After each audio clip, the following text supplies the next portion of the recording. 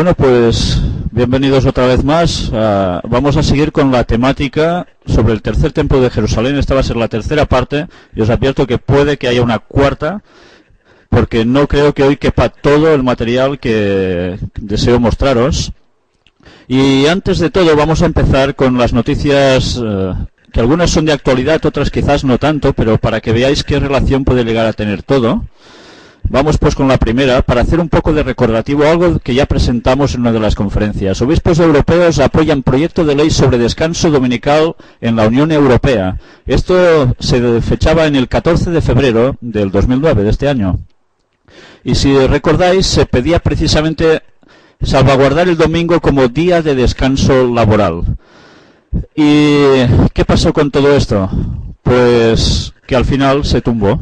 Esta iniciativa se presentó para trámite, pero caducó. No se llegó ni a tratar.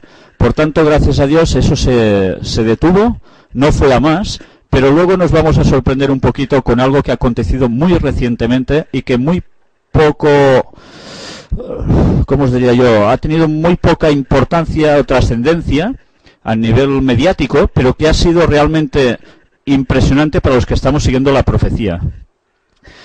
Vamos a ver esta otra noticia. Y Sarkozy dijo, trabajarás el domingo. Y esto, que es del mes de julio de este año, nos mostraba precisamente cómo Sarkozy pedía la apertura de los comercios en domingo, pero sucedió algo bastante inesperado, y es que gente de su propio partido se puso contra esta normativa que él quería imponer, y al final todo quedó un poco en agua de borrajas, más o menos se quedó igual. Y fijaros ahora, otra noticia relacionada con Sarkozy. Proclama la muerte de la dictadura del mercado y de la impotencia de lo público. Esta noticia, del 23 de octubre del 2008, era cuando se empezaba a gestionar o a formar masivamente la crisis, la famosa crisis en la que aún estamos inmersos. Y si vais leyendo detenidamente todo lo que aquí va surgiendo, veréis como él vuelve a sacar las frases célebres que tantas veces nosotros estamos citando aquí, y que lo que estaban buscando precisamente es que a raíz de esta crisis tendría que salir una gran solución, que sería una economía global.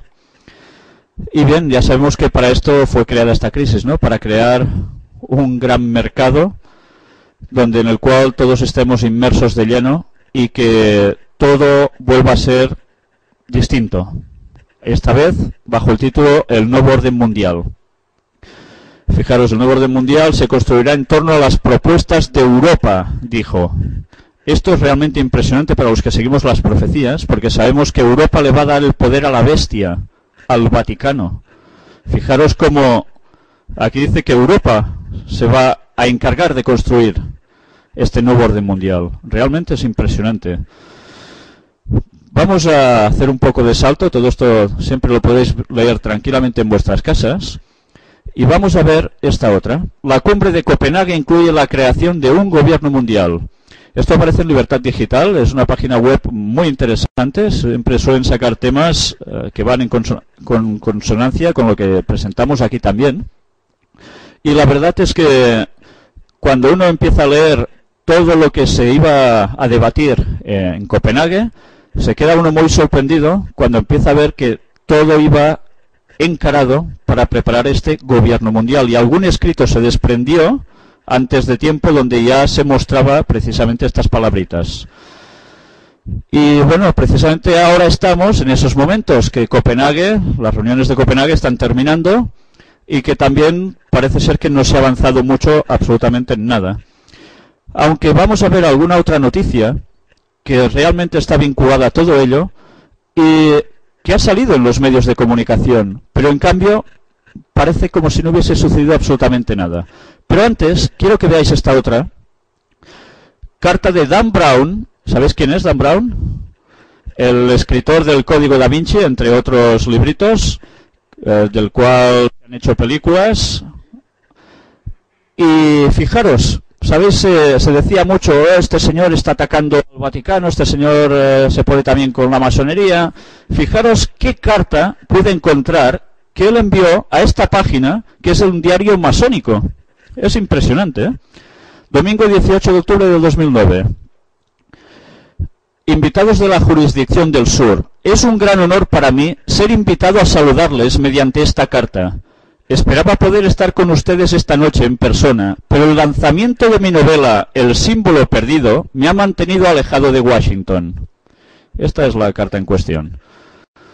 En las últimas semanas, como podrán imaginar, se me ha preguntado varias veces qué me atrajo tanto de los masones como para hacer de ellos el punto central de mi nuevo libro.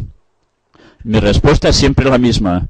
En un mundo donde los hombres batallan a propósito de qué definición de Dios es la más acertada, no encuentro palabras para expresar adecuadamente el profundo respeto y admiración que siento por una organización en la que hombres de credos diferentes son capaces de partir el pan, juntos en un lazo de fraternidad, amistad y camaradería. Por favor, acepten mis humildes agradecimientos por el noble ejemplo que constituyen para la humanidad. Es mi sincero deseo que la comunidad masónica reconozca el símbolo perdido como lo que es en realidad, un intento honrado de explorar reverentemente la historia y la belleza de la filosofía masónica. Sinceramente, Dan Brown. Bien, ya vemos que lo que nos muestran las novelitas, las películas, que a veces se nos quiere hacer ver que van contra algo, en verdad, precisamente, no es para eso, sino que es para fomentar. Bien, siempre hay tapaderas. Pues esta es tapadera con engaño. ¿Y cuánta gente se está tragando todo esto como cierto, lo que aparece en estos libros? ¿Creen más esto que en la propia Biblia? Pues bien, se trata de que podamos ir desenmascarando todos estos artificios satánicos. Fijaros la fuente, Agencia de Prensa Masónica de Rumanía en México. Bueno, yo quiero hacer aquí un pequeño comentario. Rumanía es un punto clave de la masonería en Europa. Es el punto vital de conexión entre Occidente y Oriente. Y allí se gestan grandes cosas. Y hay implicaciones en lo más alto de ese gobierno, referente a la masonería.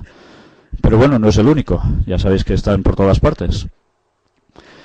Pues bien, ya veis aquí qué palabras incluso él ha utilizado. ¿Recordáis cuando el Papa Benedicto XVI fue a Estados Unidos? ¿Qué palabras aparecían allí siempre? En un mundo, ¿recordáis? Que siempre decían, en un mundo. Pues Dan Brown, precisamente empieza con las mismas palabritas, ¿no?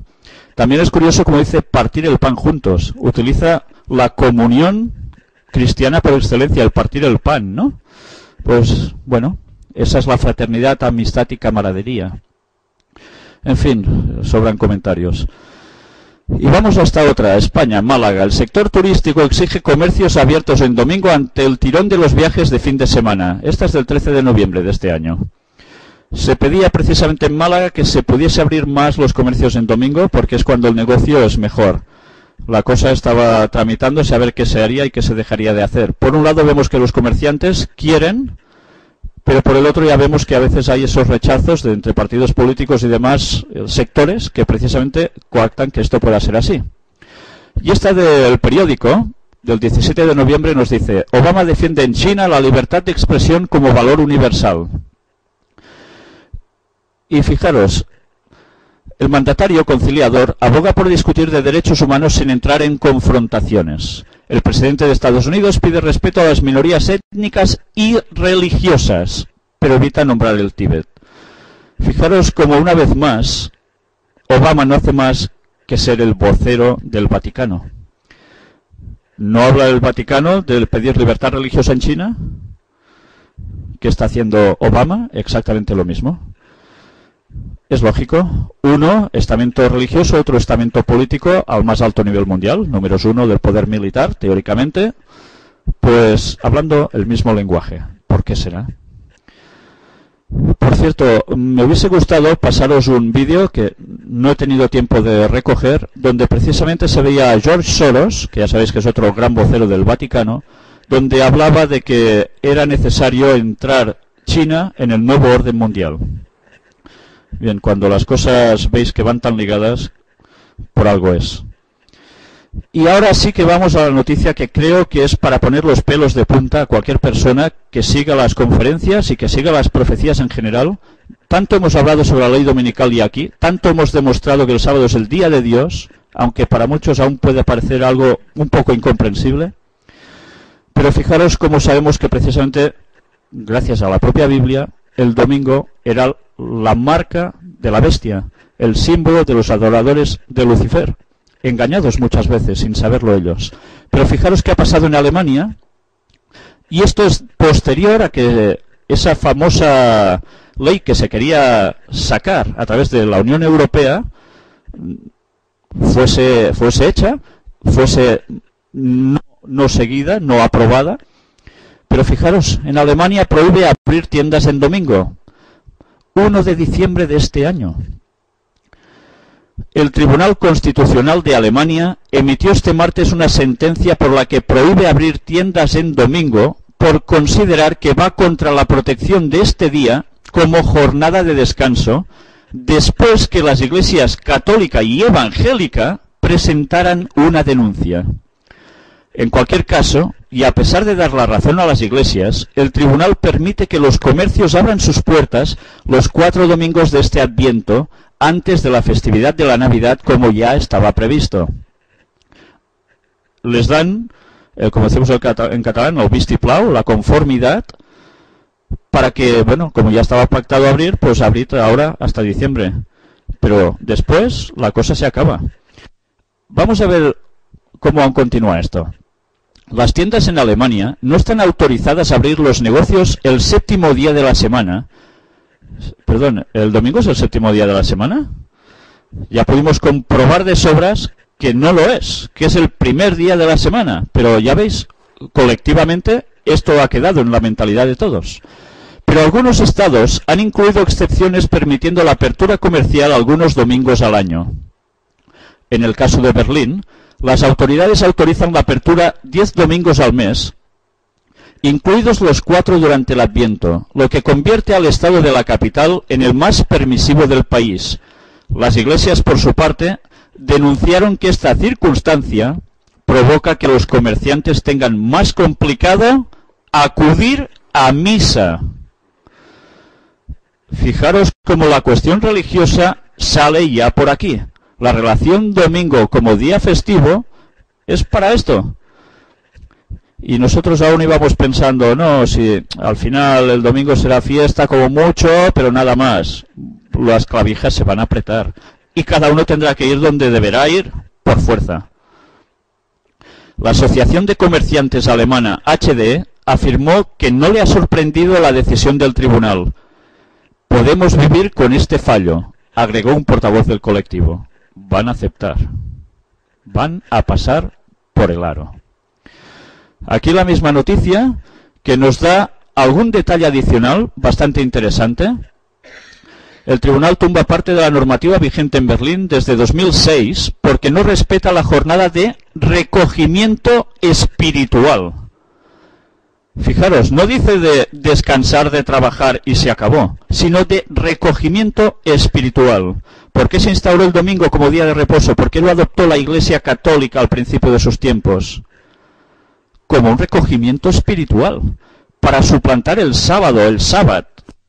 Pues, ya veis, más de 1500 años después, vuelve a salir el mismo tema y del mismo modo. Ya sabemos lo que va a terminar sucediendo, ¿eh? Esto ya no son bromas. Aquí había algún trozo que era interesante remarcar. La Constitución alemana, en el párrafo del medio, dice, incluye en su texto el llamado artículo eclesiástico 139, redactado durante la República de Weimar, en el que se establece que los domingos son fundamentalmente jornadas de descanso y de recogimiento espiritual. Los jueces instan a las autoridades de Berlín a que reformen su ley de apertura comercial para adaptarla a la normativa constitucional. Bueno, y fijaros más abajo, la ley berlinesa, aprobada en noviembre de 2006, es la más liberal de Alemania al permitir a las tiendas abrir sus puertas hasta 10 domingos al año, entre ellos los 4 previos a las festividades navideñas. Los jueces del Constitucional, si aceptan la apertura de los comercios 2 domingos o festivos al año por motivos excepcionales, como fiestas empresariales o populares, también recogida en la norma de la capital alemana.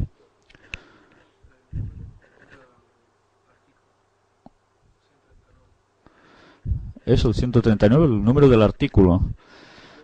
Pues no está mal, ¿no? Si sumamos numeritos, pues yo personalmente no me había fijado, muchas gracias. 1 y 3, 4 y 9, ya sabemos que suma 13, ¿no?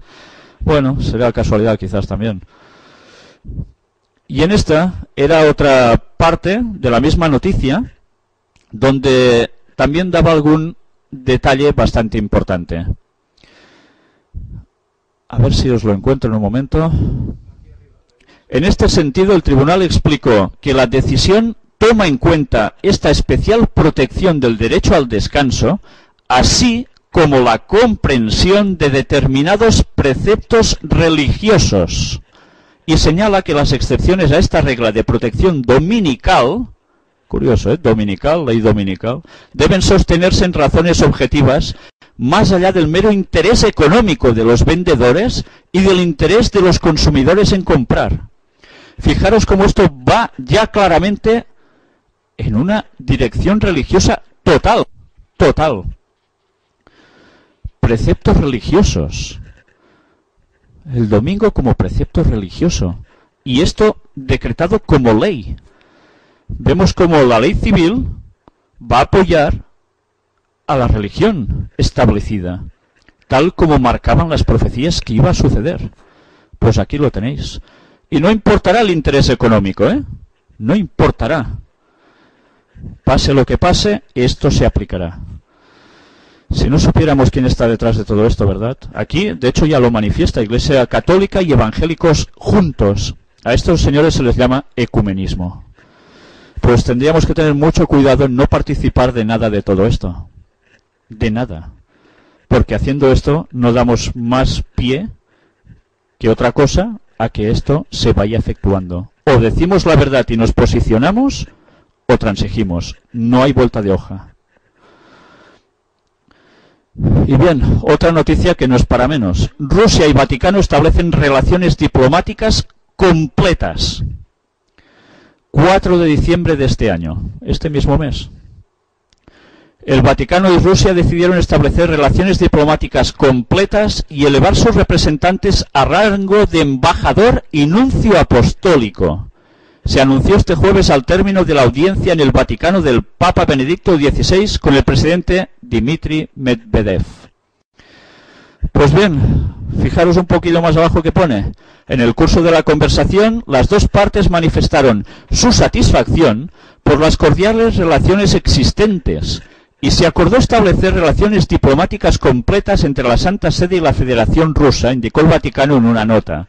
Y aún fijaros un poquito más. Por su parte, el presidente Medvedev confirmó al pontífice que había firmado un decreto que permite el establecimiento de relaciones diplomáticas completas con el Vaticano, declaró a la prensa la portavoz del presidente ruso Natalia Timakova. Por ello solicitó al Ministerio de Relaciones Exteriores que adelante negociaciones con el Vaticano para elevar el nivel de las representaciones, tanto de la nunciatura apostólica como de la embajada, explicó. En 1990 los dos países establecieron relaciones a nivel de representantes.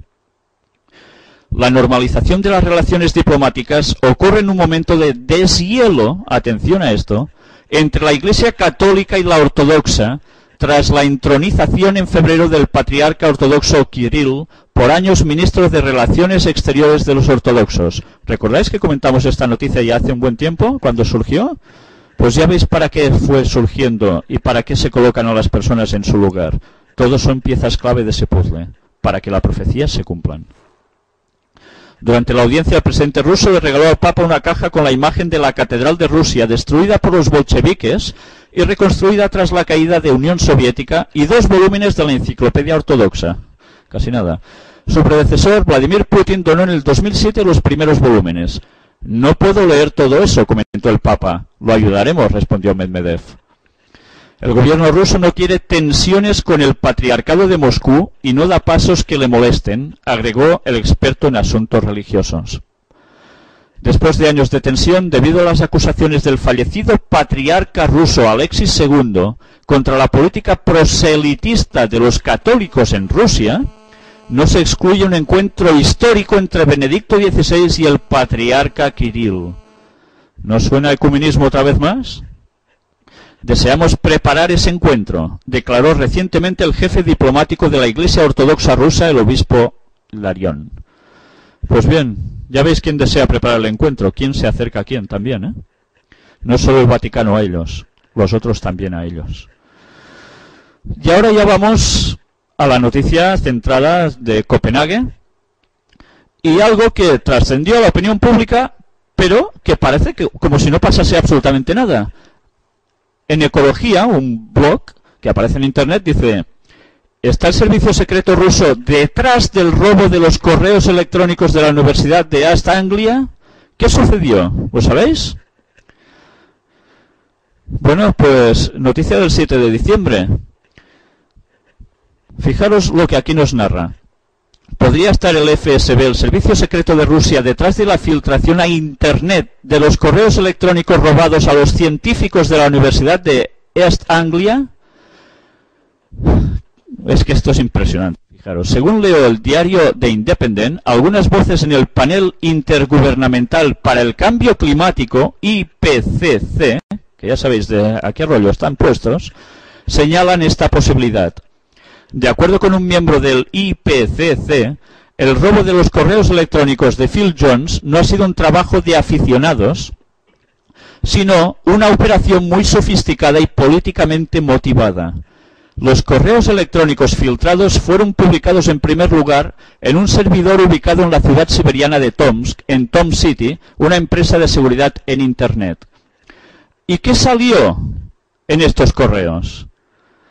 Pues lo que salió, bueno, ahora lo iremos viendo. Jean-Pascual Van Ypersel, vicepresidente del IPCC, sostiene que en Rusia es muy común que a los hackers se les pague por sus servicios. Así que no cree que la selección de correos que se hizo, de entre data que cubre 13 años de trabajo, haya sido aleatoria o el trabajo de un amateur. Según The Independent, los servicios de seguridad rusos, descendientes del KGB, invierten importantes recursos en los piratas informáticos y la oficina de Tomsk tiene un registro de la emisión de declaraciones felicitando a los estudiantes locales por hackear páginas de críticos y antirrusos. Si efectivamente es la FSB quien está detrás de la filtración, los científicos creen que podría ser parte de una estratagema rusa para retrasar las negociaciones o ganar más concesiones a Moscú. Pero, ¿qué contenían estas filtraciones? ¿Qué era esto que ha trascendido a la opinión pública? Pues ahora lo veremos, de aquí un momentito. Sarkozy advierte contra la ostentación de las religiones. Hacemos un cambio para entrar en la otra noticia de lleno. El presidente francés aprovecha el referéndum suizo para apoyar el debate de identidad nacional. ¿Qué pasa con esto? Esta noticia es del 8 de este mes. ¿Sabéis? En Suiza se aprobó una ley del pueblo votando de que no dejarían hacer más que, ¿lo recordáis? A los islámicos, minaretes. Porque, claro, eso no es de la cultura suiza, eso no es de la cultura, ¿qué? De Europa, no es de la cultura, ¿qué? Cristiana, y no es de la cultura, ¿qué? Católica. ¿Eso es así? ¿Me lo estoy inventando? Vamos a ver cómo precisamente Sarkozy, por reacción, como en Francia tienen 6 millones de árabes, empieza a intentar que haya un buen diálogo y no se líe una tangana importante en ese país. Pues fijaros como a través de estas noticias empieza a hablar en Le Monde, asegura que todo creyente cristiano, judío o musulmán debe guardarse de toda ostentación y de toda provocación y practicar su culto con una humilde discreción que testimonia no la tibieza de sus convicciones, sino el respeto a quien no piensa como él. Y si vamos leyendo, nos daremos cuenta de que El presidente francés añade que los pueblos europeos son acogedores, pero que exigen a su vez que ni su modo de vida ni su manera de pensar sea desnaturalizado. Y anota que la globalización estimula, por otra parte, una necesidad mayor de aferrarse a las propias raíces. ¿Cuáles son las raíces de Europa? Y a esa necesidad de pertenencia se puede responder con la tribu o con la nación, con comunidades diferenciadas o con la república. Por eso quise que se celebrara un debate sobre la identidad nacional, y añade: al que recibe le corresponde reconocer lo que el otro puede aportar, al que llega le toca respetar al que tiene enfrente. Y claro, empieza a hablar de la laicidad, no es un rechazo a las religiones, sino un respeto a todas las creencias. Y refiriéndose a los musulmanes agrega: combatiré toda forma de discriminación, pero la civilización cristiana ha dejado una huella tan profunda que todo desafío a esta herencia condenaría al rechazo la instauración del Islam en Francia, un Islam que, sin renegar de su fondo, deberá encontrar vías para insertarse sin violencia en nuestro pacto social y cívico. Pues casi nada. En otras noticias puntualiza no solo cristianos, sino la propia palabra católica, Europa católica. Pero bien, ahora volvemos con algo que diréis: ¿y esto qué tiene que ver? Financial Post. Esto pertenece a Canadá. Fijaros, noticia del 8 de diciembre de 2009, y nos empieza a hablar de una verdad un poco especial. Resulta que el gobierno chino está diciendo algo que nos va a sorprender a todos. Aquí lo tenéis en inglés, vamos a traducirlo un poquito. El mundo entero necesita adoptar la política de un niño como tienen en China. Pues, ¿qué dicen con esto? Que precisamente, al reducir la tasa de natalidad, se ayuda a que el problema del cambio climático vaya a mejor, que no empeore. ¿Vale? A esto se llama reducción de la población. Y ya sabéis que uno de los planes de la masonería precisamente es reducir la población mundial. Cualquier excusa es buena, como el rollo del cambio climático que nos están dando continuamente, para hacer lo que ellos pretenden. Es realmente impresionante, porque si ahora China tiene que ser el ejemplo a seguir, ¿qué más van a hacer para disminuir la población? Pero lo van a hacer, ¿eh? Lo van a hacer. Esta noticia la podéis leer bien en vuestras casas. Sarkozy pide tolerancia, es lo que os decía antes, en la polémica de los minaretes, y aquí es donde sí que ya cita civilización católica. Pues bien, es lo que hay. Ya sabemos para quién trabaja también, ¿no? China dice que el control poblacional ayuda a controlar el cambio climático. Impresionante. No sé si es para tener vergüenza o empezar a llorar, no lo sé.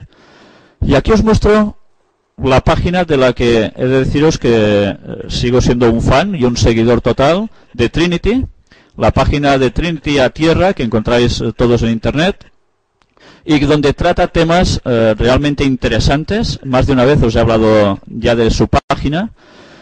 Y esta precisamente la he querido seleccionar porque creo que mejor yo no lo podría explicar, y si alguien ya ha hecho esta gran labor, vale la pena que lo podáis seguir. Comunicado de Copenhague. Adivina quién viene a cenar esta noche, lo tituló ella. Pues bien, en este comunicado de Copenhague, precisamente está lo que antes os he dejado como noticia un poco colgada. Fijaros, vamos a leerlo todo porque no tiene desperdicio. Después de publicar el correo del llamado ClimateGate y que poco a poco saliera a la luz todo su contenido, supimos que el CRU, el Centro para la Investigación del Cambio Climático en la Universidad de East Anglia, que ha estado durante años falseando y manipulando los datos científicos, estos son los emails que aparecieron, la manipulación de estos datos para hacernos creer que el cambio climático es lo que está pasando por culpa del hombre. Pues todo esto ha salido a la luz. ¿Y sabéis qué se está haciendo? Esto no lo pone el escrito ahora, os lo comento yo. Se ha debatido tan solo ¿quién es el culpable de haber sacado a la luz esto, de haber hackeado? Pero en ningún momento se está debatiendo de que por qué estas personas han manipulado estos datos y están llevando a la confusión total a todo el mundo, haciéndonos creer que el CO2 es la culpa del cambio climático y nosotros con él. ¿No es vergonzoso acaso? ¿Y por qué esto que salió un momento a la opinión pública se refleja tan solo unos instantes y no se va al fondo de la cuestión, sino a la forma más absurda, ir a por el hacker? ¿Por qué no van por los que han cambiado todos los datos falseándolos? ¿Y por qué en Copenhague, después de salir toda esta información totalmente cierta, siguen con el mismo rollo de que harán con el cambio climático? ¡Qué vergüenza! Pero en fin, vamos a seguir leyendo porque ella lo explica muy bien. Que ha estado durante años falseando y manipulando los datos científicos, ocultando resultados y métodos de medición a sus colegas científicos, presionando a colegas y periodistas y medios de información que no apoyaban de forma entusiasta su teoría corroborada por miles de científicos en todo el mundo, entre ellos más de 30.000 que denunciaron a Al Gore por fraude. Tenía contactos con los directivos de las empresas petrolíferas, energéticas y algunas de las empresas más contaminantes del planeta, y que buscaban en ellas los apoyos financieros necesarios para sostener su actividad. Leer abajo traducción de correos que demuestran este punto y enlaces a los correos hackeados. Bien, parte de toda esta temática que aquí se muestra, yo lo tenía preparado para tratar en la conferencia sobre el cambio climático. Pues no he podido esperar a sacaros esto para esa conferencia, porque es la realidad que estamos viviendo en este preciso momento en Copenhague. Después de que supiéramos que no piensan guardar las formas durante la cumbre de Copenhague y viajan a todo trapo y en limusinas altamente contaminantes, nada de coches híbridos ni eléctricos como cabría esperar. Y cuando se han revelado, según un análisis de la Alianza del Contribuyente, que una aproximación conservadora sobre el gasto para el contribuyente rondaría los 130 millones de libras esterlinas, que incluye 6,3 millones de libras en vuelos, 20 millones de libras en hoteles y 3,3 millones de libras en comida, además de salarios para delegados del gobierno danés estimados en 37 millones de libras. Nada, 4 chavos todo. Después de que supiéramos que la ONU y su división para el medio ambiente lleva años diseñando la campaña del calentamiento global con la perspectiva del marketing para dirigir el mensaje, la mentira, a los más jóvenes. Después de que descubriéramos, por cierto, todo esto también os lo voy a mostrar en la conferencia del cambio climático, como quien está detrás de todo esto son de los personajes que venimos hablando siempre, y con pruebas. Después de que descubriéramos a mediados de octubre de 2009 el borrador del tratado que quieren firmar en Copenhague, documento borrador que tiene fecha de septiembre de 2009 y del que nos habló Lord Monton en una conferencia, documento en el que ya se hablaba de transferencia tecnológica y de medidas drásticas que tienen la intención de aprobar allí sin que nos pregunten a los ciudadanos que las sufriremos. Después de que supiéramos que la Agencia del Medio Ambiente en USA, la EPA, ha declarado al CO2 un gas tóxico y contaminante, es lo que exhalamos al respirar, hay que recordarlo, coincidiendo con el inicio de la cumbre de Copenhague, anuncio que nos deja pendientes de saber qué será lo siguiente, ya que la vida humana, floral y animal sobre la Tierra no pueden evitar producir CO2.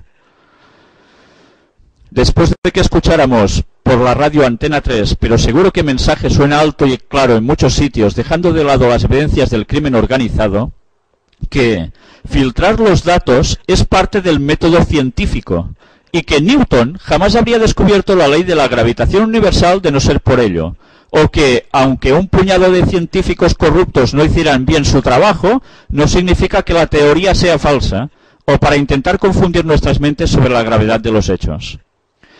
Sobre esto último, el primer argumento es tan falaz que se expone a sí mismo. Sería tedioso intentar hacerlo aquí, aunque podemos recordar que el método científico es otra cosa bien distinta, gracias a Dios, pero voy a recordar un par de cosas, dice ella. El método científico se basa en la posibilidad de reproducir un experimento y debe permitir constatar los mismos datos en distintas mediciones por distintos actores, y en la falsabilidad, que quiere decir que toda proposición científica tiene que ser susceptible de ser falseada, es decir, que se puedan diseñar experimentos que en el caso de dar resultados distintos a los predichos, negarían la hipótesis que se quiere probar. En el caso de la teoría del cambio climático producido por el hombre, miles de científicos de todo el mundo han empleado el método científico para medir las temperaturas en distintos lugares del globo, obteniendo datos muy distintos a los obtenidos por el CRU, de donde sale la mayor parte de sus informes y resultados. Datos que revelan que las temperaturas del planeta no están ascendiendo de forma alarmante y que en todo caso lo vienen haciendo desde 1700, es decir, durante la pequeña edad de hielo, así llamada. ¿Sabíais que hubo una pequeña edad de hielo en ese tiempo? Esto normalmente no nos lo dicen, ¿eh? Pues la hubo. Que el CO2 de ningún modo ocasiona el ascenso de las temperaturas y que más bien es un resultado de este ascenso. Curioso. Y que este gas, además, no es contaminante, sino más bien que la flora experimenta inusuales crecimientos expuestos a niveles más altos de CO2. Han probado la falsedad de esta teoría en muchas ocasiones, su falsedad e inconsistencia. Por desgracia, como denuncia el vídeo, uno que aparece aquí, los científicos no alineados no han tenido acceso a la publicación de sus resultados, comunicación a la opinión pública, ni posibilidad de obtener los datos y métodos aplicados en el CRU.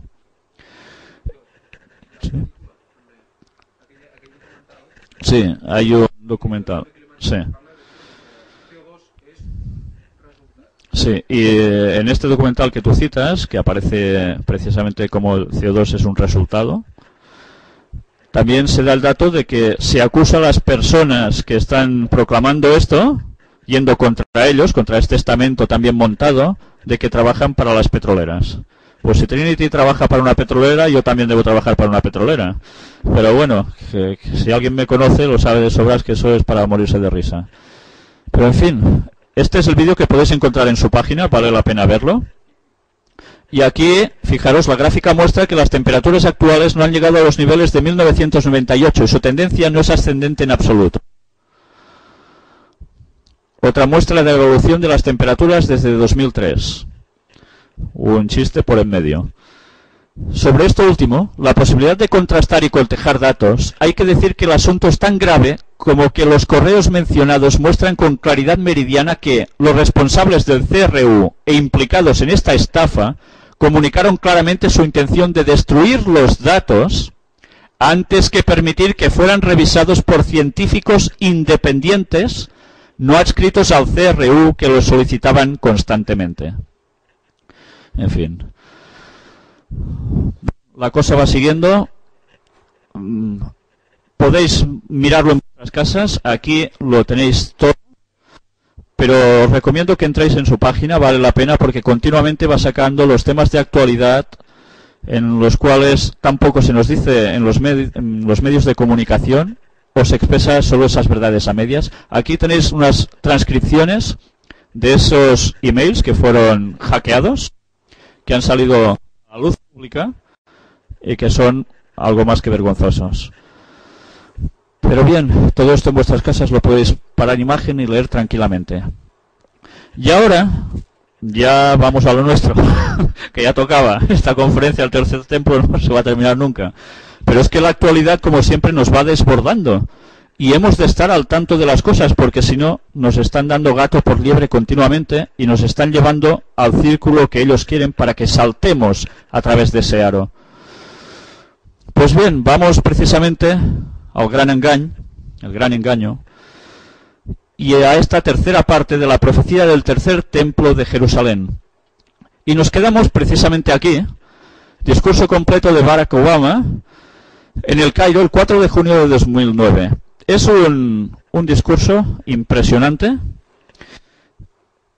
Me tendré que saltar cosas, porque lo podéis leer en vuestras casas, tendremos que ir un poco al grano.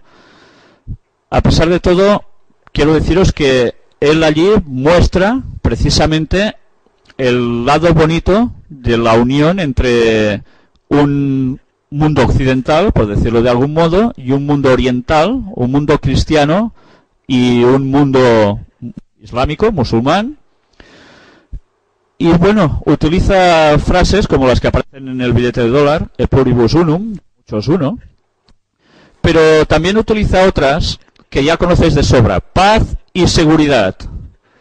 Y fijaros que lo hace en el contexto, como tantas veces, sobre la cuestión del Próximo Oriente. En esta nueva era, lo mismo, en este nuevo orden mundial, en otras palabras, sería lo mismo. Y así, continuamente, va dejando unas perlas, una detrás de otra en su discurso, que por cierto es bastante extenso, pero ya os lo digo, una vez más, que podéis leeros en vuestra casa, pero fijaros como una vez más, el vocero del Papa, el brazo fuerte, el brazo armado, dice: alrededor del mundo el pueblo judío fue perseguido durante siglos y el antisemitismo en Europa culminó en un holocausto sin precedente. Fijaros cómo vuelve a implicar a Israel en la temática. Y el antisemitismo, ¿por qué? Ya estamos viendo a través de estos temas del tercer templo el por qué está saliendo tanto, el que no se puede decir nada que parezca ir contra los judíos, aunque en verdad no siempre sea ir contra judíos. Pero que no se diga nada, puede aparecer esto porque se tildará de antisemitismo. Y vuelve a citar las dos palabritas unidas por la conjunción y paz y seguridad. Paz y seguridad. No es la misma, es que lo está repitiendo, ¿eh? Y ya veis que siempre cabe recordar el texto de que, y cuando digan paz y seguridad, entonces caerá destrucción repentina sobre ellos y no escaparán, nos decía Primera de Tesalonicenses 5:20. Y fijaros, cuando judíos y cristianos y musulmanes puedan tener en Jerusalén un hogar seguro y perdurable. Recordamos la famosa frase de un texto bíblico que dice, hablando del templo de Jerusalén, ¿será llamada casa de oración para todos los pueblos? Eso es lo que ellos pretenden hacer en ese tercer templo de Jerusalén. Que todo el mundo unidito vaya allí a adorar. ¿Adorar a quién? ¿A Dios? ¿Al auténtico? ¿O a Lucifer? Ya lo sabemos a quién. Bien, todo esto que está remarcado en distintos colores, os lo recomiendo especialmente que os lo leáis en vuestras casas. Sale también la famosa frase Alianza de las Civilizaciones, que hizo famosa el presidente de España, Zapatero, que ya sabemos también a qué grupo pertenece. Hablan de petróleo y gas, ¿cómo no? Y en fin, ya veis, y es que me estoy ya cansando de darle al dedito para cambiar la imagen, pero es que este fue todo su discurso. Y bien, y ahora una sorpresita. Centro de Investigaciones de Relaciones Internacionales y Desarrollo. Fijaros qué nos pone aquí. La foto, todos conocéis a la persona en cuestión. Don Juan Carlos I, rey de España. Es asimismo caballero de las órdenes de Javier, la Anunciada, la Jarretera y el Imperio Británico. Gran maestre de las órdenes del Toisón de Oro, Carlos III, Isabel la Católica, más nobles de María Luisa y Alfonso X el Sabio, y gran maestre también de las órdenes militares de Montesa, Alcántara, Calatrava y Santiago. Sobre Calatrava no recuerdo si os dije algo alguna vez, creo que sí, pero que estaba totalmente vinculado al rollo que ya sabemos, del que siempre tratamos. Esto no quiere decir que obligatoriamente él tenga que estar puesto como un masón reconocido. Él negó su entrada en la masonería, dijo que él no entró, aunque se le propuso. Pero bien, fijaros el dato curioso que va apareciendo aquí. En 1993 el monarca impulsó la creación de la Fundación Pro Real Academia Española, de la que es presidente de honor, descendiente del emperador Habsburgo Carlos I de España y V de Alemania, del rey Luis XIV de Francia y la reina Victoria de Gran Bretaña e Irlanda. Don Juan Carlos está emparentado en mayor o menor grado con todas las casas reales europeas. Paro un momentito y comento. ¿Recordáis la profecía de Daniel 2? ¿Qué decía? Mas se unirán a través de alianzas humanas. O eso intentarían, pero que no llegarían a unirse. Estaba hablando de Europa. Pues, bueno, su linaje, sus ancestros, ¿no demuestran acaso cómo la profecía era esto y realmente se ha hecho así? Intentar unir a través de familias dinásticas unos con otros para unir Europa. Pues esa es la continuación aún actualmente. Los avatares históricos, y ahí viene lo curioso, y las intrincadas genealogías dinásticas han producido un abigarrado patrimonio nobiliario que incluye títulos tan pintorescos como los de Rey de Jerusalén, Archiduque de Austria, Duque de Borgoña y Conde de Flandes. Rey de Jerusalén. ¿Esto es pintoresco? Puede ser pintoresco, pero lo curioso de lo pintoresco es que España, fijaros que siempre hace de mediador en las polémicas que allí surgen. ¿Por qué? Porque es pintoresco. No, no es porque sea pintoresco, es porque esto sigue estando en vigencia. Y todo esto viene de la época de las cruzadas. Las cosas tienen su continuación. Y cuando vemos a Moratinos que va haciendo sus viajes, es por algo. Porque la intercesión de España en estos lugares sigue estando en pie. Esto no es cuestión pintoresca solo. Y aquí, vicepresidente de Estados Unidos, Joe Biden. Yo soy sionista, dijo. ¿Recordáis que hablamos de Joe Biden? Pues aquí lo tenéis. Y él dice que es sionista. El vicepresidente de Estados Unidos, Joe Biden, en una entrevista con Shalom Televisión. Shalom, ya podéis imaginaros de dónde pertenece, ¿no? Recordemos que sionismo y judaísmo son cosas bien distintas. Y eso es más cierto que cierto. Y como dice bien Biden, para ser sionista no hace falta ser judío. Así que, en fin, creo que eso lo dice todo. Sobre el sionismo, la resolución 3379 de la Asamblea General de la ONU, aprobada en noviembre de 1975 por 72 votos a favor, 35 en contra y abstenciones, equiparó al sionismo con el racismo en general y con el apartheid sudafricano en particular, y llamó a su eliminación. Casi nada, ¿eh? Pues bien, ya sabemos quién está apoyando el sionismo. El Jerusalén y el mundo de Israel sea realmente algo impresionante y eje central de todo el planeta. Esto es el sionismo, del cual venimos denunciando qué poderes estaban detrás de él, y precisamente no muy divinos. Pues bueno, Joe Biden se afilia a eso. Y ahora vamos a ver el Papa que abrazó a Israel. ¿Y cómo lo abrazó? Pues bueno, yendo allí. Aquella imagen dio la vuelta al mundo, emocionó a millones de personas, sorprendió a otras muchas y entreabrió una puerta que parecía cerrada, la del reencuentro de los seguidores del Nazareno con sus hermanos mayores del Arca de la Alianza. Bueno, aquí se da por supuesto de que los seguidores del Nazareno es el Vaticano. Bueno, yo lo dudo, pero en fin, si ellos lo dicen. Con sus hermanos mayores del Arca de la Alianza, evidencia a los judíos. Pues algo parecía que no podía ser, una puerta trancada. Eso fue un inicio de un reencuentro. La paz con los judíos es indispensable para allanar el camino de una futura reunificación cristiana. Es impresionante esta frase. Ya veis, si tiene que haber una reunificación cristiana, que es necesario que haya, ¿eh? Es posible que así sea, aunque el mea culpa boitiliano también puede interpretarse como la clave de un gran diseño estratégico para el futuro de la Iglesia. Pidiendo perdón al pueblo de Abraham, Juan Pablo II quiso reconectar culturalmente el catolicismo con la tradición judía, y al dar ese paso subió un peldaño más en el fatigoso camino que conduce a una posible y aún lejana reunificación del cristianismo. ¿Posible? Lo va a ser. ¿Lejana? Lo dudo. Pero bueno, están en ello, ¿eh? El 66% de la población palestina aquí está a favor de un alto el fuego con Israel. El Vaticano pide a Israel que en la construcción del muro deje del lado israelí instituciones cristianas, en especial en Jerusalén. Yo no sé si estáis viendo lo que pone aquí bien. ¿Sabéis? Se denunció, ellos denunciaron, que el pueblo de Israel, el Estado de Israel, estaba levantando un muro de separación con los palestinos, ¿verdad? No está bien.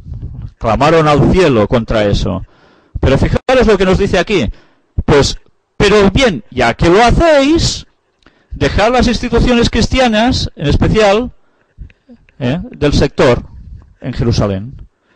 Ya que se hace, pues aprovechemos y guardemos lo nuestro bien. El periódico israelí Mariz publicaba ayer una noticia según la cual el Vaticano pidió a Israel que anexe instituciones cristianas más allá de la línea verde y las deje de esta forma del lado israelí del muro de separación, especialmente en Jerusalén. Impresionante, ¿eh? No lo hagáis, no lo hagáis, pero bueno, ya que lo hacéis, lo nuestro que esté protegido por vosotros. Bueno, si este es un doble lenguaje, claro, es evidente, pero no se puede ir haciendo una cosa o diciendo una cosa y haciendo otra. El Papa pide, ¿qué va a pedir? Pues ecumenismo. Y vamos a ver de qué hablaba aquí. El rabino de Roma destaca su contribución a la mejora de las relaciones entre la Iglesia y el judaísmo. Ya veis cómo se va trabajando todo. También le ha enviado un conmovedor telegrama el rabino jefe de Roma, Riccardo Di Segni, en el que señala que su pontificado será recordado por la decisiva contribución a la mejora de las relaciones entre la Iglesia católica y el judaísmo, y le desea muchos años de buena salud, fuerza, sabiduría e inspiración. Y estaba hablando de Juan Pablo II. Él fue el que estaba trabajando con gran fuerza para que todo esto empezara a rehacerse. Y aquí tenemos al Papa y Colin Powell. Ya sabéis que luego fue sustituido Colin Powell en sus funciones. Y vamos a ver qué nos pone aquí. El pontífice recibió ayer a Colin Powell y al embajador israelí ante la Santa Sede. La ocasión para pronunciarse sobre la situación en Oriente Medio la propició un encuentro de 30 minutos de duración con el secretario de Estado norteamericano Colin Powell, el primero que tiene lugar entre el pontífice y un representante, etcétera, etcétera. Paz y seguridad es lo que la Santa Sede augura, no solo para Israel y Oriente Medio, sino para toda la comunidad internacional. Pero fijaros cómo siempre va apareciendo paz y seguridad, ¿en qué contexto? Oriente Medio. ¿Qué zona? Israel. Curioso, ¿eh? Ya vemos que algo va a pasar allí. Es evidente. Nuestro deseo común de trabajar juntos para construir un mundo de paz y seguridad, no solo en Israel y Oriente Medio, sino en todos los lugares del mundo y para todos sus pueblos. Estas eran sus palabras. Lo dijo Juan Pablo II al embajador israelí. Pues bien, casi nada. Comisión para las relaciones religiosas con el judaísmo. Y ahora vamos a ver un degoteo de cosas que son interesantes. Congregación para la Educación Católica, Comisión para las Relaciones Religiosas con el Judaísmo. Tienen una comisión especial para esto. Declaración conjunta sobre los estudios judíos en la Pontificia Universidad Gregoriana. ¿Y de qué hablan? De la declaración Nostra Aetate. ¿Cuál era la declaración Nostra Aetate? Pues era el paso que el Concilio Vaticano II dio para acercarse especialmente a esos hermanos mayores, los judíos. Esa fue la razón del Concilio Vaticano II, ecumenismo, pero no solo para católicos y protestantes, sino para ir con los judíos, unidos. Todo esto lo puedes leer en casa, es interesante. Firman esta declaración que tiene como única finalidad el aumento del diálogo religioso y la elevación del nivel académico y científico de los estudios judeo-cristianos. Fijaros cómo ahora estas palabritas ya van empezando a sonar siempre juntas. Y fijaros en estos detalles. Centro Cardenal Bea para Estudios Judíos, de la Pontificia Universidad Gregoriana, recientemente reorganizado. Cardenal Bea. Si sabéis algo de lo que declara precisamente un ex jesuita llamado Alberto Rivera, él declara de que el Cardenal Bea fue precisamente cuando él estaba estudiando, siendo instruido, él declara que el Cardenal Bea fue la persona que les reveló para qué trabajaban verdaderamente los jesuitas, y el cual mostraba en su dedo el anillo famoso del compás y la escuadra. con lo cual se demostraba la vinculación entre unos y otros, y que precisamente era el encargado de prepararlos para llevarlos a infiltrar a las otras iglesias no católicas y cristianas. Y que, curiosamente, él dice de que la primera iglesia a la cual fue alguien enviado de su grupo para infiltrar, fue a la Iglesia Cristiana Adventista del Séptimo Día. Esto quiere decir que en esta denominación hace muchos años que hay infiltrados. Y por eso hay que estar atentos, porque evidentemente dentro están, y no uno ni dos.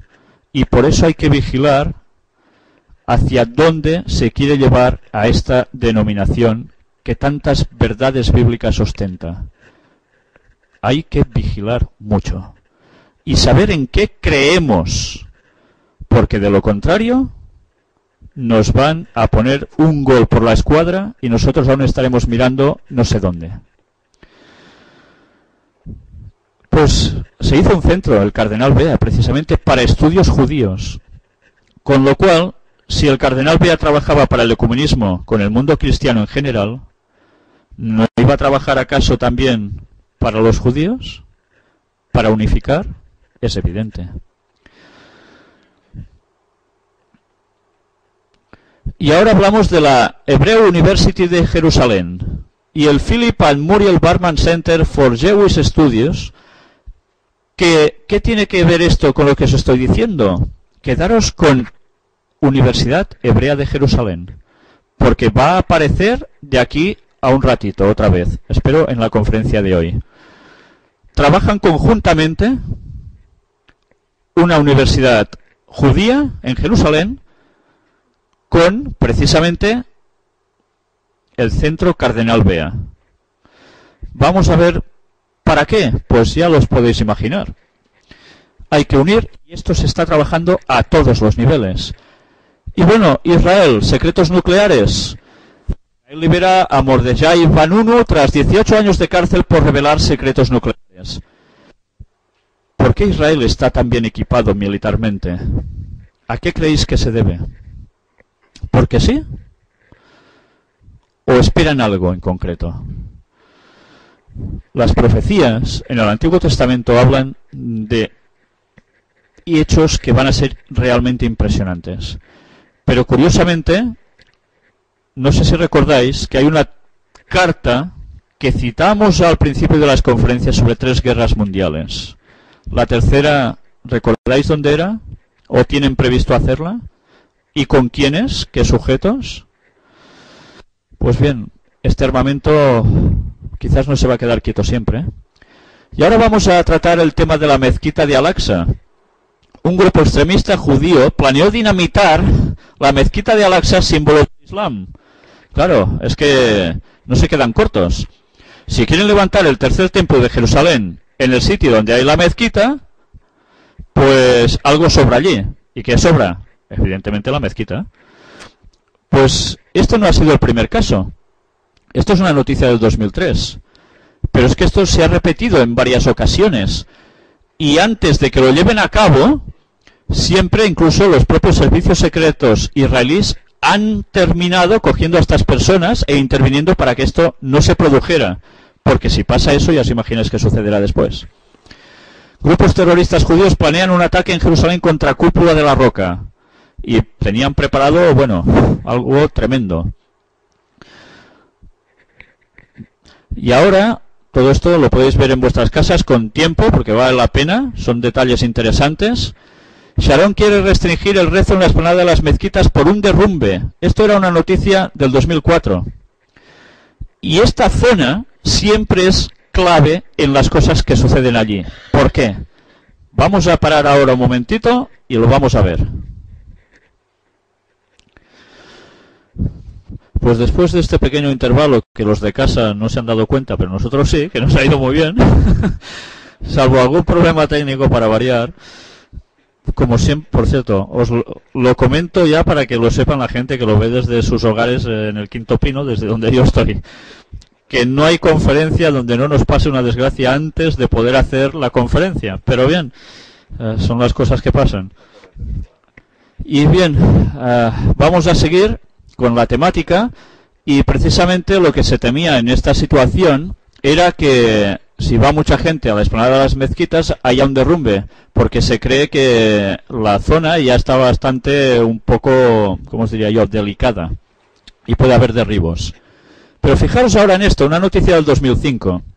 Republicano ayudará a construir el nuevo templo de Jehová en Jerusalén. Al Jazeera, el network de los terroristas, pone aquí, reporta con pesar que un republicano ayudará con la construcción del nuevo templo judío en Jerusalén.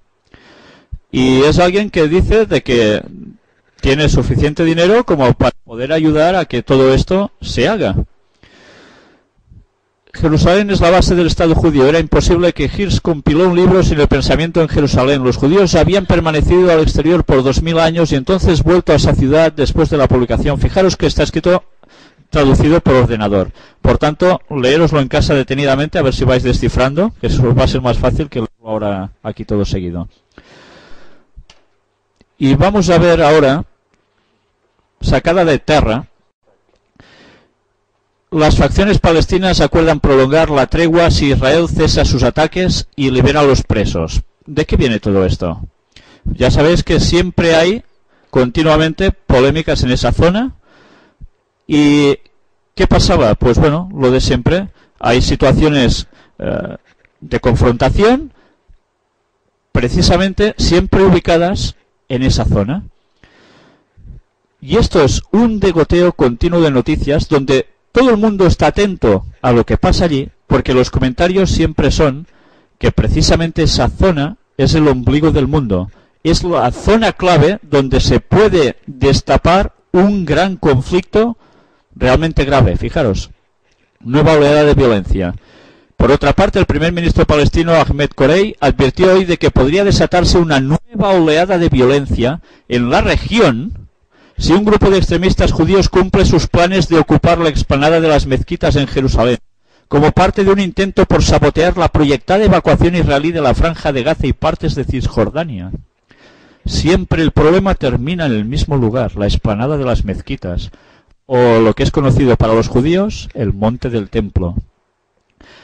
Fijaros qué dicen aquí ellos.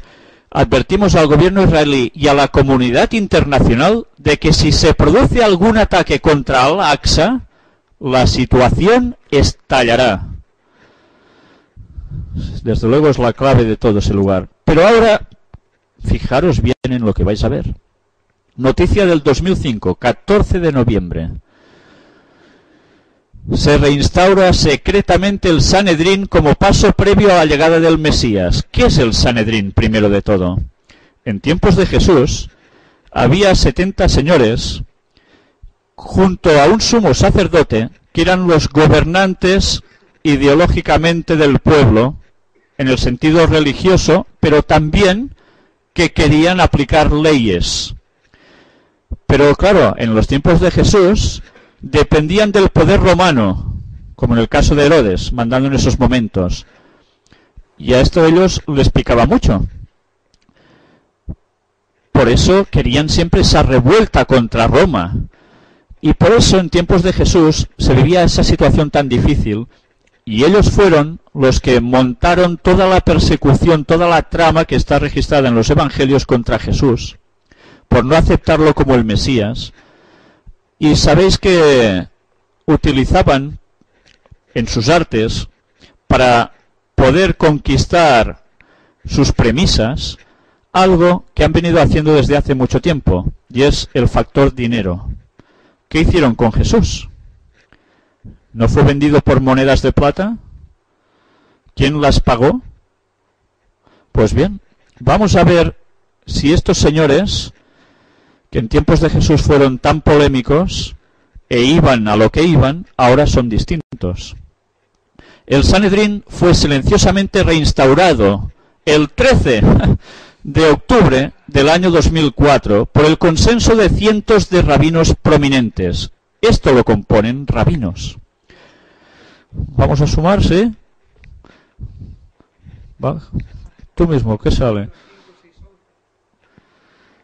Casi nada.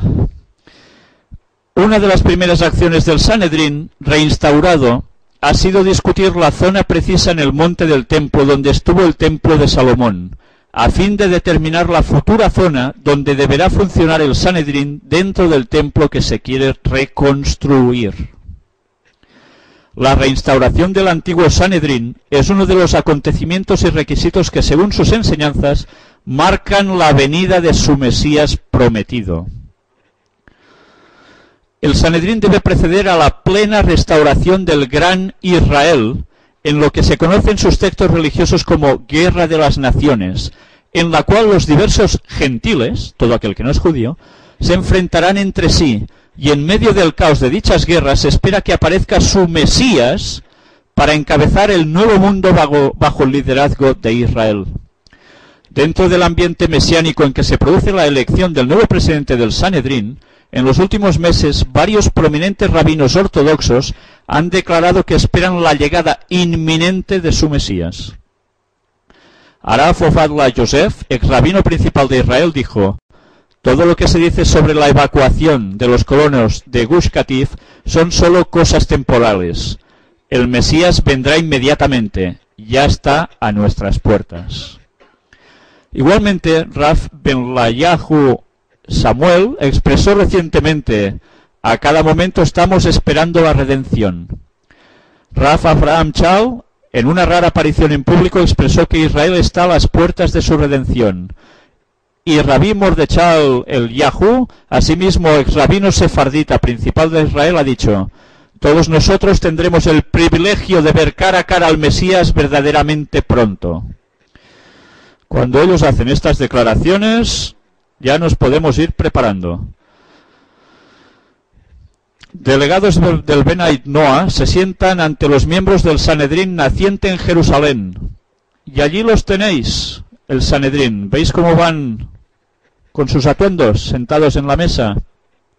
Pero delegados de Benait Noah, ¿qué es esto? Noah es Noé. Benait, ¿recordáis una conocida logia donde solo entran judíos arriba de todo, que son los Benai Berai? Bueno, será una casualidad que todos aparecen por aquí. Aquí fotos de los mismos. Ya veis que van en plan muy ultra ortodoxo. Y bueno, esto os lo dejo para leer en casa. Vamos a saltar un poco. Hay alguna cosa que es interesante por eso. Pero todo esto en vuestras casas para ganar un poco de tiempo. Rabino líder llama a judíos del mundo a regresar a Israel para reconstruir el templo y esperar al Mesías, 2005. Otra vez van saliendo noticias al respecto que cada vez van apretando más.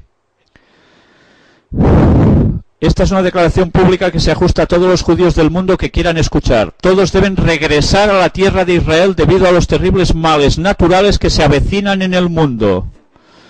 Menos mal que conocemos las profecías. Y si no, ya podemos darnos prisa a conocerlas, porque las que marcan el tiempo del fin hablan de estas cosas. He ordenado la publicación de esta declaración como una advertencia para que los judíos que viven en las regiones distantes del planeta estén conscientes del peligro inminente que corren y regresen de inmediato a la tierra de Israel, reconstruyan el templo y permita se revele nuestro Mesías de justicia. Bueno, pues nada, nos tendremos que poner las pilas pronto porque los tiempos los están marcando bien.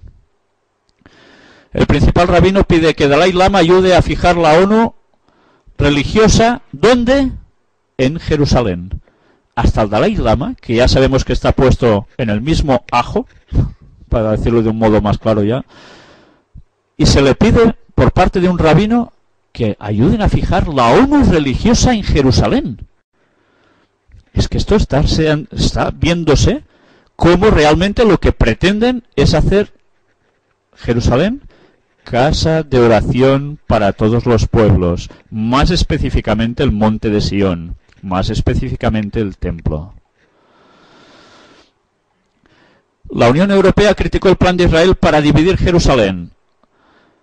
La Unión Europea criticó hoy el plan unilateral de Israel para dividir Jerusalén, que consiste en ceder a los palestinos casi todas las urbanizaciones árabes de la ciudad y quedarse con las áreas judías y los santos lugares. El plan ya había sido rechazado por los palestinos. Fijaros que una vez más todo se centra allí, la polémica en esa zona. El primer ministro israelí en el año 2007 da permiso para construir una sinagoga cerca de la mezquita de Al-Aqsa. Pues fijaros, precisamente a 40 metros. Y claro, ya os podéis imaginar la reacción del mundo musulmán. Por supuesto no se pusieron a reír precisamente. Con lo cual, ellos dicen que lo que pretendían, ¿qué es? Pues ir llegando al lugar donde se deben establecer ese templo y cercando cada vez más toda la zona en sus inmediaciones.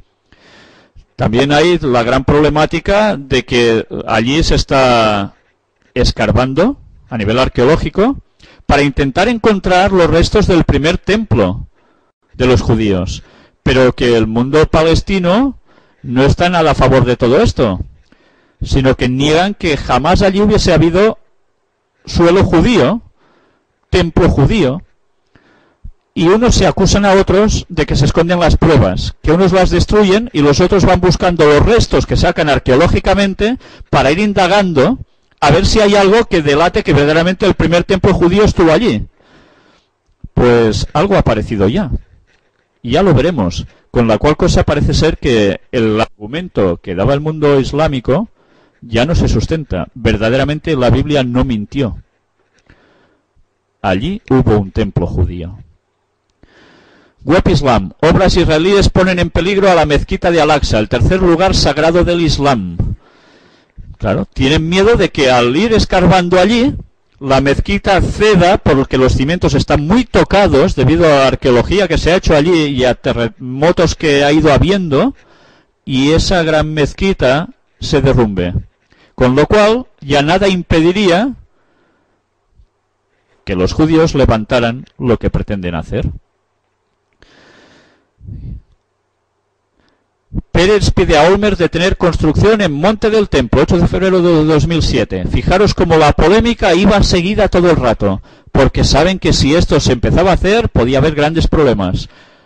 2007 también, un grupo de rabinos extremistas judíos quiere retomar los sacrificios de animales en el Monte del Templo.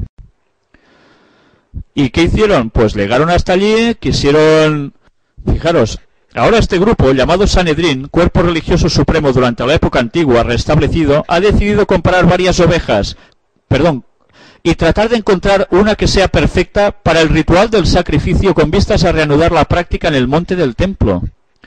No sé si os dais cuenta la importancia de una oveja ideal para esto, porque simbolizaba a la esperanza que ellos tienen para que regrese su Mesías. Curioso, qué triste, ¿eh? Por no reconocer que Jesucristo era el Mesías, quieren volver a lo mismo de antes. Pero bueno, ya veremos quién tiene razón. Esperamos, si Dios quiere, tener tiempo suficiente de vida para mostrar cómo Jesucristo verdaderamente era el Mesías predicho en la Torá, en sus propios libros antiguos. Todo llegará a su tiempo. Rumor incendia al Islam. Es la hora del tercer templo de Jerusalén. Y claro, ante esto, ya os podéis imaginar la revuelta que hay en el mundo islámico cada vez que aparecen noticias que están diciendo de que esto se quiere cumplir ya. Y ahora vamos a ver un vídeo, si tenemos un poco de suerte, del rabino Chaim Richman. De él os hablé con el asunto de la vaquilla alazana, la vaca roja, que fue el encargado de ir a mirar si esa vaquilla tenía pelitos blancos o no, para decretarla oficialmente totalmente pura y apta para el sacrificio, para bendecir la zona del Monte del Templo, donde con sus cenizas y esa agua mezcladas se limpiaría sagradamente la zona para levantar ya el templo.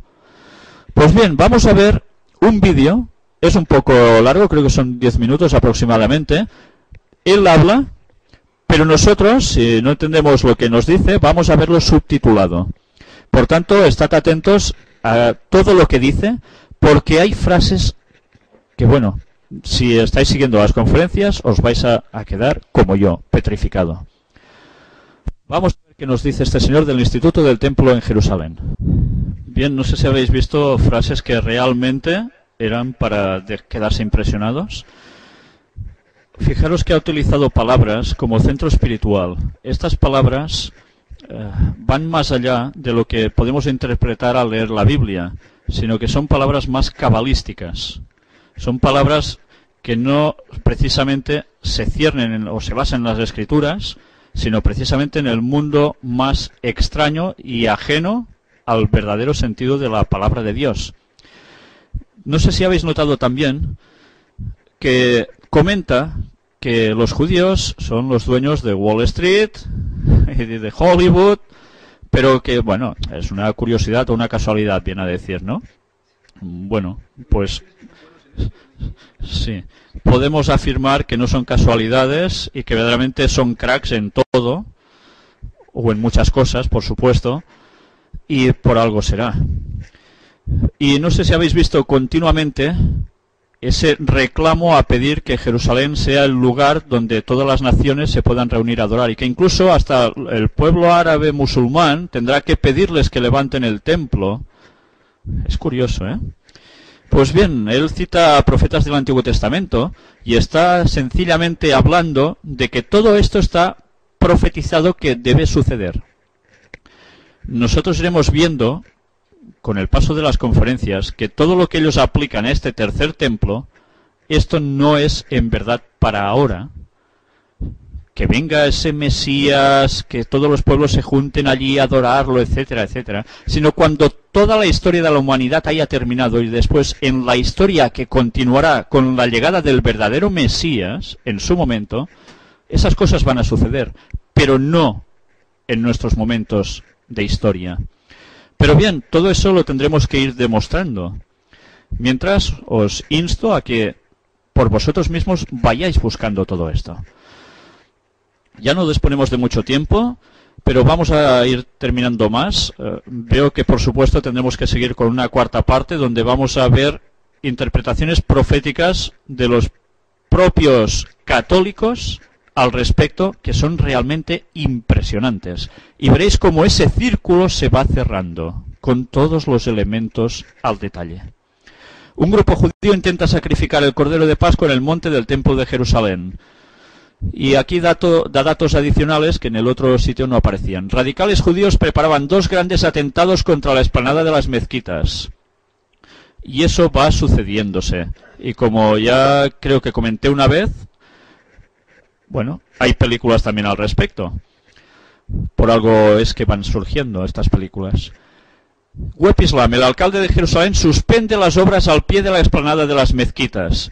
¿Y sabéis por qué? Pues bueno, porque hubo una presión al respecto por temor a que ellos, los judíos, hicieran algo allí que pudiera provocar que esas mezquitas terminaran mal. Entonces, incluso se pusieron cámaras de televisión que registraban continuamente todas las obras que allí se hacían. Pero aún y así, finalmente, pues se decretó que se parara. Las excavaciones en el monte del templo avalan la existencia del primer templo judío en Jerusalén. Y fijaros, para los judíos, el monte del templo en Jerusalén es el sitio más sagrado. Por su parte, los musulmanes dicen que este lugar siempre les ha pertenecido a ellos. Pero, ¿qué dice la evidencia histórica al respecto? Esta noticia es de 18 de abril de 2007. Para los judíos, el monte del templo en Jerusalén es el sitio más sagrado. Por su parte, los musulmanes dicen que este lugar siempre les ha pertenecido a ellos. Pero, ¿qué dice la evidencia histórica al respecto? Unas recientes excavaciones arrojan luz respecto a este punto. Cuando los musulmanes comenzaron en 1999 la construcción de una mezquita en el monte del templo, muchos arqueólogos israelíes trataron de detener las excavaciones para defender lo que ellos entendían que afectaba a la sede de la construcción original del templo judío de Jerusalén. Las excavaciones realizadas en el monte del templo se transmiten en vivo por internet, varias cámaras, etcétera, etcétera. Escombros valiosos. Los trabajos arrojaron toneladas de escombros en el valle Kidrón, en Jerusalén. Lo que la mayoría ve como un montón de escombros sin importancia puede ser un tesoro para los arqueólogos israelíes. Gabriel Barkay, arqueólogo de la Universidad Bar Ilan, trata con el pasado de Jerusalén, desde los ejércitos de Nabucodonosor hasta los caballeros templarios de las cruzadas. Él dirige uno de los esfuerzos arqueológicos más inusuales, pero a la vez más importantes en el Israel actual. Barkay supervisa la exploración de las toneladas de escombros y material desechado proveniente del monte del templo en Jerusalén. Y la conclusión de Gabriel Barkay es que se puede establecer una clara historia del monte del templo a través de los hallazgos que ha hecho. Los hallazgos proporcionan una retrospectiva fascinante en la historia de Jerusalén. Es un trabajo de detective de la antigüedad. Examinar restos que van desde un pedernal con más de 3000 años de antigüedad a un objeto cristiano de una época posterior a la vida de Jesús. El hallazgo más significativo por ser datado es una bula, un pedazo de arcilla usado para sellar documentos. Sobre él que hay caracteres hebreos. Este descubrimiento sirve para saltar la brecha temporal existente entre la actualidad y el monte del templo de hace 2600 años, es decir, la época del primer templo judío. Es la primera vez que se logra etiquetar un material hebreo que se corresponda con el período y asentamiento del primer templo de Jerusalén, demostrando así la presencia y existencia judía en aquel lugar y momento de la historia. Esto era algo que se negaba hasta ahora. Por ejemplo, durante las negociaciones de paz en Camp David en el año 2000, Yasser Arafat le dijo al presidente estadounidense Bill Clinton que nunca hubo un templo judío en el monte del templo. En este sentido, Barkay cree que aparte de la intifada de hace 5 años, también hay un intento por borrar la historia y la cultura judías del pasado. La arqueología habla. Y como decía un texto bíblico, si nosotros callásemos, las piedras hablarían. Pues esa es la función de la arqueología también, ¿eh? Se resquebrajan los restos del antiguo templo de Jerusalén, el muro de los lamentos. Pues resulta que unas piedras que se pusieron encima de esta pared, las más nuevas, en tiempos del mandato británico, se están pulverizando. Entonces se teme que todo esto ayude a que la tierra que está soportando la mezquita, pues pueda tener problemas, ¿no? Y ya sabéis lo que va a pasar. Y ahora fijaros en esto. 2009, 31 de enero. Una granada de marfil del tamaño de un pulgar con una antigua inscripción hebrea es la única reliquia recobrada por primera vez de los tesoros perdidos del templo del rey Salomón. La diminuta granada que aparentemente coronaba un cetro llevado por el sacerdote del templo tiene la inscripción perteneciente al templo de Dios, sagrado para los sacerdotes. Data de mediados del siglo VIII antes de la era cristiana, la época del templo de Salomón. Y fijaros, muchos de los tesoros hallados en estas excavaciones y en numerosas otras realizadas dentro y alrededor de Jerusalén se encuentran en el Museo Bíblico y ¿dónde? Y Arqueológico Bronfman y en el Museo Rockefeller. ¿Por qué será que les interesa tanto a ellos esto? Pues bien, ya veis, empiezan a salir ya objetos. Por eso tienen polémica continua en esa zona, porque unos quieren eliminar pruebas y los otros quieren mantenerlas que salgan a la luz pública para demostrar que el templo judío había estado allí y que el Islam no está en lo correcto. Y ahora vamos a hablar de la ubicación del templo, si aún disponemos un poco de tiempo. Y es muy interesante, esto os lo dejo para que os lo leáis en casa, pero hace una retrospectiva impresionante de cómo estaba ubicado ese templo y que incluso por la parte de abajo pasa el río Gión. ¿Y qué era el río Gión? Bueno, el agua de Gión era simbólica al agua de vida. Ofel y el arroyo de Gión son sinónimos. Y era precisamente... Es que os lo voy a leer porque son detalles que normalmente se desconocen. Fijaros, el arroyo de Gión era el único arroyo natural de agua pura dentro de 5 millas de distancia de Jerusalén en cualquier dirección.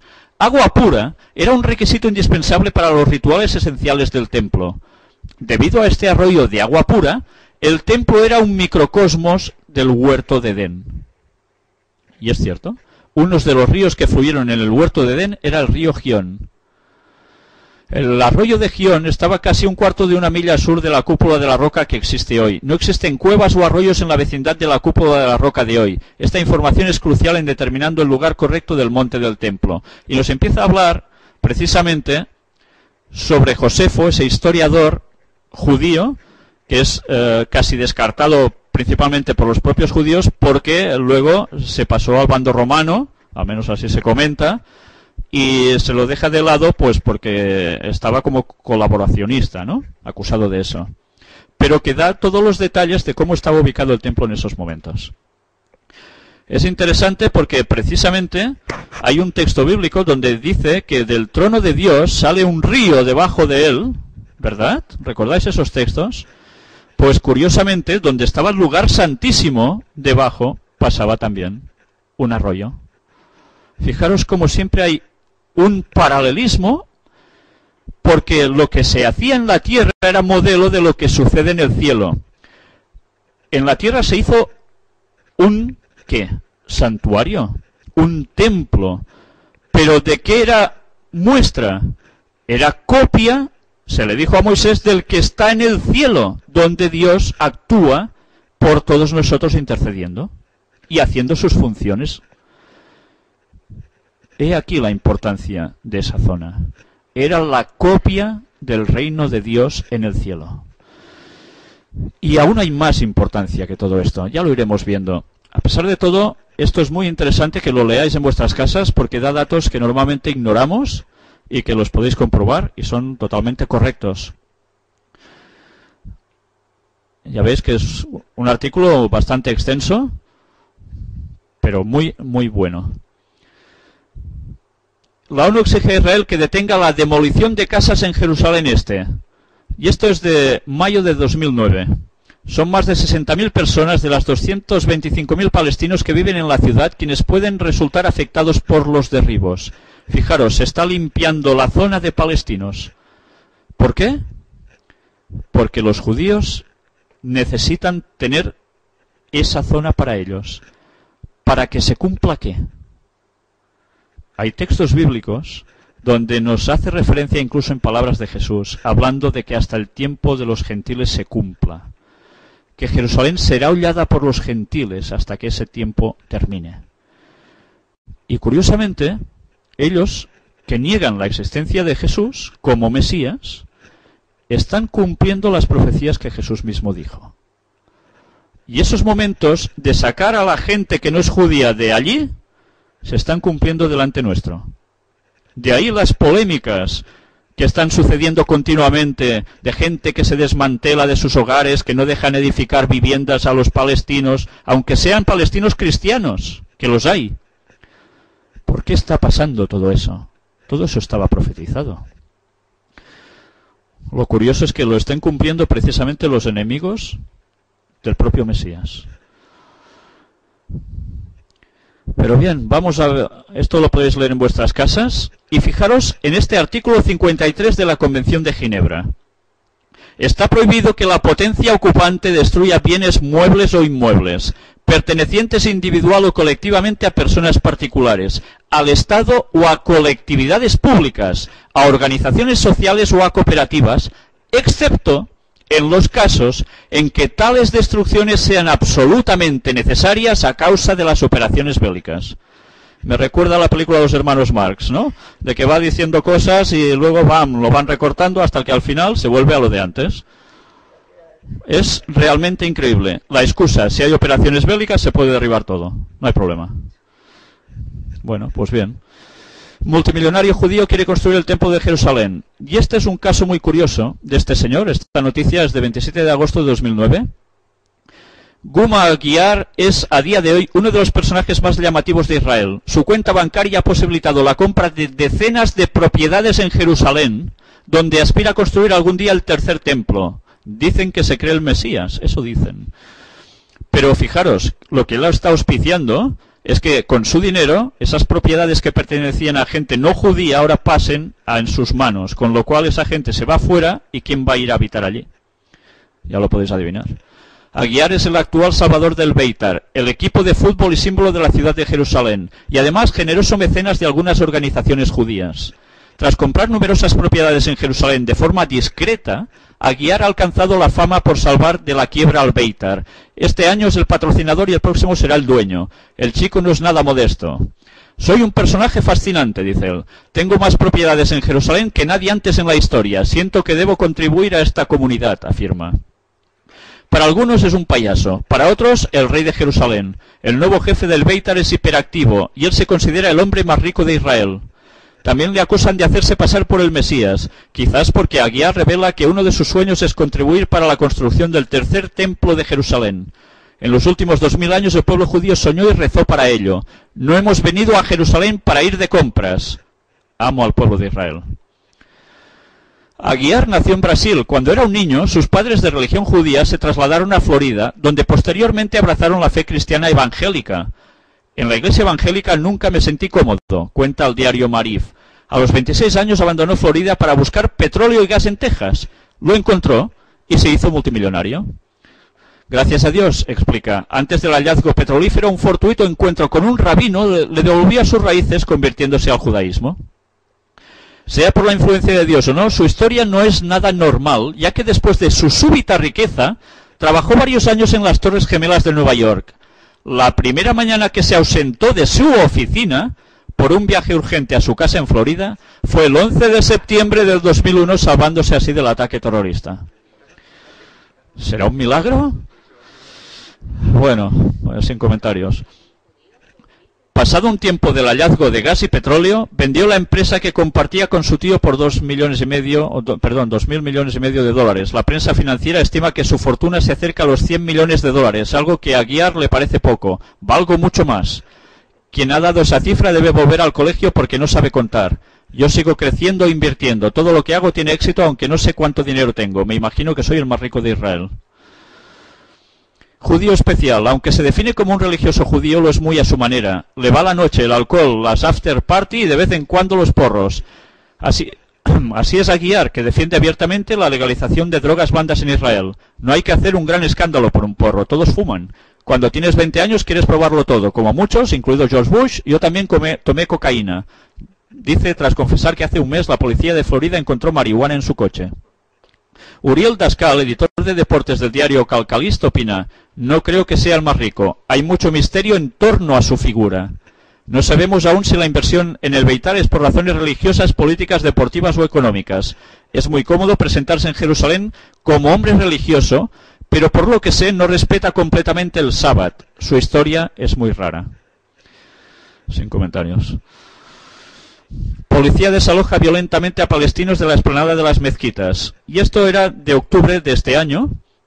Y hay un reguero de noticias que todos vimos en televisión, donde la tensión estaba por las nubes y duró unos cuantos días. Israel reabrió la explanada de las mezquitas para el acceso de los creyentes musulmanes, del Web Islam. Todo el rato esa situación candente. Todos atentos a esa zona. Y en cada noticia que os he puesto aquí hay detalles que son interesantes para ir conociendo. Nuevos enfrentamientos en la explanada de las mezquitas de Jerusalén. Ya veis la imagen del fondo. Se hizo un fuego violento, ¿eh? Nuevos enfrentamientos en la explanada de las mezquitas de Jerusalén. Y así, una detrás de otra. Pero ya os digo, siempre con detalles importantes en cada uno de estos artículos que en los otros no aparecen. Policía israelí y palestinos se enfrentan en Jerusalén. Ya veis la policía al fondo y venga, piedras van, tiros vienen. Cada uno con lo que tiene. Jordania alerta a Israel que irrumpir en explanada mezquitas va contra la paz. Claro, Jordania sabemos que es no cristiana. Por tanto, a quien apoya teóricamente. Públicamente tiene que dar esta imagen. Aunque ya vimos que Jordania en verdad está vinculada al propio Vaticano. Y veremos también, o ya vimos también, su unidad con Estados Unidos militarmente. Y veremos en las próximas conferencias sobre la visita del Papa a Tierra Santa, a favor en verdad de quién están. Pero bueno, la policía israelí cerró el acceso a la explanada de las mezquitas para evitar más represalias. Y aquí tenemos los planos del templo sagrado. Y una cosa muy curiosa. Está sacada de una página de internet donde puedes preguntarle a un rabino distintos temas. Y aquí aparece, pregunta, ¿quién corresponda? Me interesaría mucho, me hagan llegar los planos con detalles del Beit HaMikdash original, o sea, el templo, y cómo lo pide la Torá. Soy arquitecto y me gustaría tener una reproducción del templo sagrado. Muchas gracias. Y bien, en esta página va apareciendo precisamente toda una explicación al respecto, muy interesante, de cómo se fueron haciendo esquemas hasta que finalmente se consigue llegar a lo que realmente se cree que fue. Y vamos a ver quién estaba detrás de todo esto. Importante aportación arqueológica basada en su tesis doctoral, patrocinada por la Fundación Rothschild y leída en 1992. Curioso que siempre nos salen los mismos. Pues bien, vamos a saltar un poquito. Aquí hay los planos ya hechos de cómo era ese templo para poder erigirlo, como ya sabéis, igual, pero a lo bestia, a lo grande. Hallan restos del primer templo judío bajo la mezquita de Al-Aqsa, cúpula de la roca, noticia del año 2007. No sé hasta dónde me dará tiempo a llegar, pero aquí una vez más vemos universidades en Israel. Y fijaros, la universidad esta, la famosa Universidad Hebrea de Jerusalén, fue fundada conduciendo, bueno, statesmen y los eruditos, incluyendo Chaim Weizmann, Sigmund Freud, el padre del psicoanálisis, sabíais que era judío, ¿no? Martin Buber, Albert Einstein, Judah Magnes y el señor Rothschild. Pues bien, ¿quién tenía que estar detrás de todo esto? De todos estos movimientos tan importantes en esta zona. Ya lo vimos desde la primera conferencia, cómo los Rothschild estaban detrás para que Israel llegara a ser lo que está llegando a ser y lo que van a hacer en ese templo, en ese monte. ¿Y esto qué es? La Knesset, el Parlamento israelí, que fue una donación de, ¿sabéis quién? Familia Rothschild. 8 de agosto de 1966.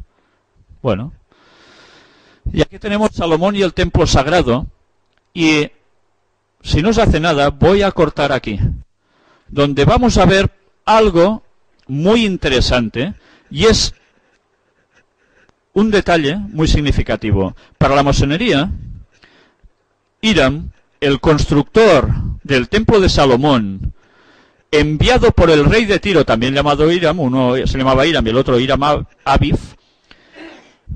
Para ellos este constructor es la gloria excelsa, por decirlo de algún modo. Es el padre, por decirlo de una forma que podamos entender, de la masonería, de los rituales iniciáticos, de los misterios. Pues bien, ellos que tienen a este personaje como algo tan importante, como alguien tan excelso, vamos a ver qué nos dice Ellen White al respecto. Es realmente sorprendente ver el contraste magnífico entre lo que creen unos y lo que fue en verdad. Pues bien, la conferencia sobre el tercer templo de Jerusalén, si Dios quiere, va a tener una cuarta parte, en la cual van a aparecer ya las profecías católicas al respecto, con la cual cosa vamos a terminar de cerrar el círculo, y algunos detalles que os van a dejar verdaderamente impresionados. Por mi parte nada más, muchas gracias por haber venido y ya tenéis faena en vuestras casas al repasar las imágenes una por una. Gracias.